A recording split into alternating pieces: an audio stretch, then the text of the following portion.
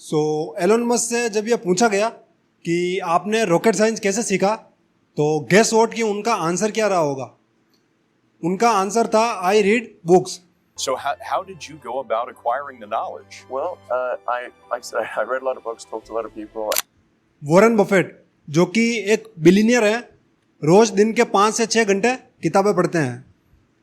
Oprah Winfrey कहती है, And I would say reading is the strongest signal for success in the future that I've ever seen. It is the strongest. Doctor APJ Abdul Kalam, Bill Gates, जय शेट्टी और नवल रविकांत, सबकी success का एक invisible common factor है books reading. अब जरा सोचिए, जब दुनिया के सबसे सक्सेसफुल लोग किताबों को अपनी सबसे बड़ी ताकत मानते हैं, तो क्या यह सिर्फ एक कोइंसिडेंस है या फिर इसके पीछे कोई डीप साइंस है? आइए जानते हैं इसे आज की इस वीडियो में। So let's start.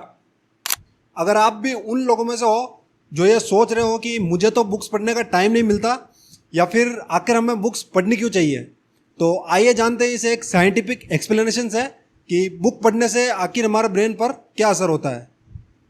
जब हम किताबें पढ़ते हैं तो हमारे ब्रेन का डिफ़ॉल्ट मोड नेटवर्क एक्टिवेट होता है। ये हमारे ब्रेन का वो हिस्सा होता है जो इमेजिनेशन, एम्पैथी और मेमोरी से जुड़ा हुआ होता है।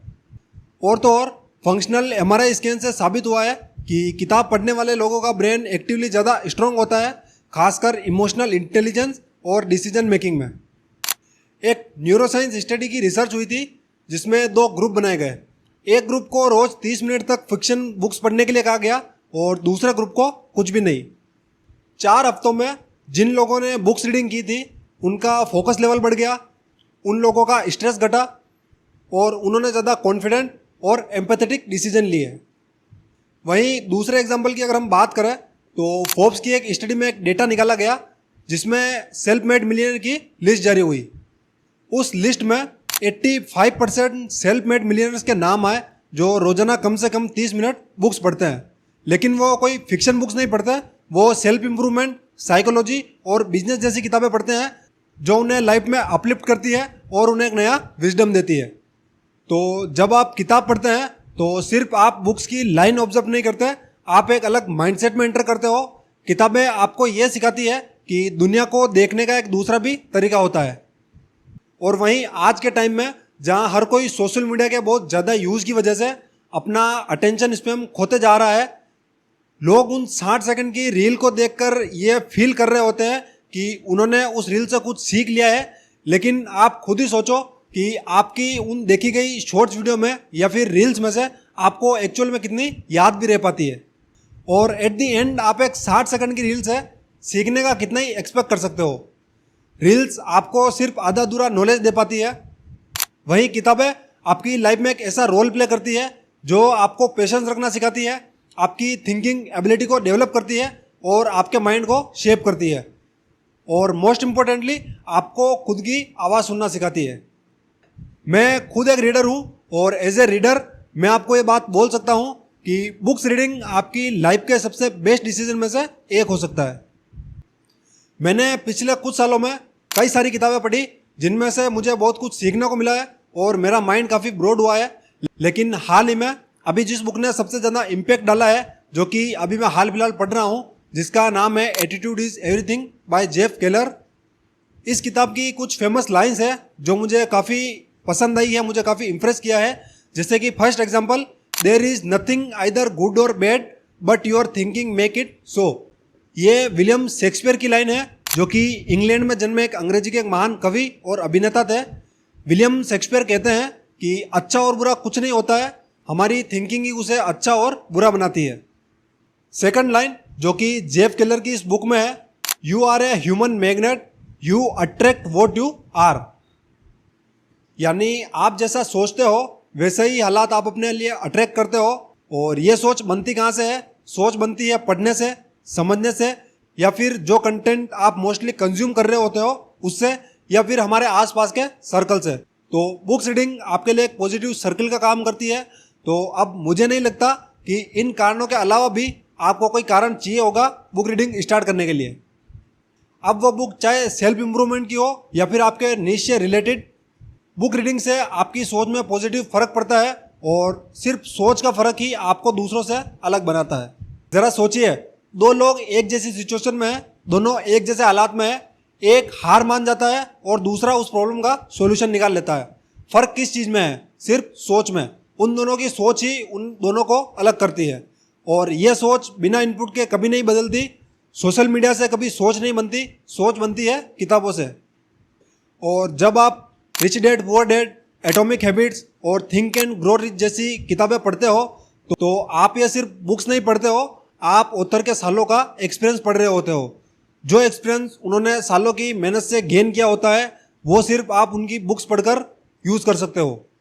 और ऐसे ही आप ऑथर की पूरी लाइफ का सार सिर्फ कुछ दिनों में सीख सकते हो उनकी किताबें पढ़कर। किताबें एक मेंटल जिम की तरह होती है। जैसे जिम आपकी बॉडी को शेप करता है, वैसे ही किताबें आपके ब्रेन को ट्रेन करती है। किताबें आपकी डिसीजन मेकिंग को शार्प करती हैं और आपके सोचने में भी क्लियरिटी आती है। एटीट्यूड इज एवरीथिंग में जेब केलर बार बार कहते हैं, winner think about what they want to happen and loser think about what they don't want to happen. मतलब कि फ़र्क साफ है। सक्सेसफुल लोग वो चीज़ सोचते हैं जो उन्हें चाहिए और वहीं लूजर लोग होते हैं, वो ये सोचने के बजाय कि उनको क्या चाहिए, वो लोग ये सोचते हैं कि उनको क्या नहीं चाहिए और उसी चीज़ को बार बार सोच कर वो अट्रैक्ट करते हैं और लास्ट में उनको मिलता भी वही है जो उनको नहीं चाहिए होता है। यानी फ़र्क सिर्फ सोच में है और सोच बदलनी है तो आपके माइंड को फ्यूल चाहिए होगा और फ्यूल मिलता है आपको किताबों से। And now next point is, किताबें आपके लिए एक मिरर की तरह काम करती है। किताबें आपको बताती है कि आप अकेले नहीं हो, आप अकेले लाइफ में प्रॉब्लम को फेस नहीं कर रहे हो। दुनिया में लाखों लोग आपके जैसी फीलिंग से गुजरे हुए हैं और उन्होंने किताबों में उस प्रॉब्लम से निकलने का सोल्यूशन भी दिया हुआ है। आपको बस उन प्रॉब्लम के सॉल्यूशंस को ढूंढने की ज़रूरत है और जब आप इन्हें उन किताबों में पढ़ते हो तो आपको समझ में आता है कि आप भी अपने ड्रीम्स को पूरा कर सकते हो और लाइफ में जो चाहिए वो हासिल कर सकते हो। और तो और किताबें आपके माइंड को साफ करती है, ओवर थिंकिंग कम करती है और आपको एक्शन ओरिएंटेड बनाती है। और सबसे अच्छी बात कि किताबें आपको कभी जज नहीं करती, ये आपको वैसे ही अपनाती है जैसे आप हो और आपको लाइफ में बेटर बनाती है। और इससे आप अपने एक्शन और मैनिफेस्टेशन को भी कनेक्ट कर सकते हो। जैसा कि हमने अपनी पिछली वीडियो में लॉ ऑफ अट्रैक्शन और मैनिफेस्टेशन को समझा है कि वो क्या होता है और कैसे काम करता है, वैसे ही किताबें आपके लिए एक लॉ ऑफ अट्रैक्शन का पुल बनाती है जो आपको सफलता के रास्ते तक लेकर जाता है।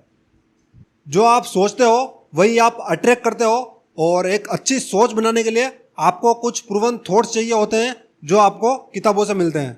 इसलिए अगर आप अपनी थिंकिंग को एक नई डायरेक्शन देना चाहते हो और घर बैठे सक्सेसफुल लोगों से सीखना चाहते हो तो किताबों से दोस्ती करना आपके लिए सबसे बेस्ट ऑप्शन में से एक है। और अगर आप लॉ ऑफ अट्रैक्शन और मैनिफेस्टेशन के बारे में जानना चाहते हो कि लॉ ऑफ अट्रैक्शन क्या होता है और कैसे काम करता है तो आप मेरा ये पिछले वाला वीडियो देख सकते हो। इस वीडियो में मैंने डीप में समझाया है कि लॉ ऑफ अट्रैक्शन क्या होता है और कैसे काम करता है। वीडियो को लास्ट तक देखने के लिए थैंक यू सो मच। मिलता हूँ आपसे नेक्स्ट वीडियो में। Till the time be dominate.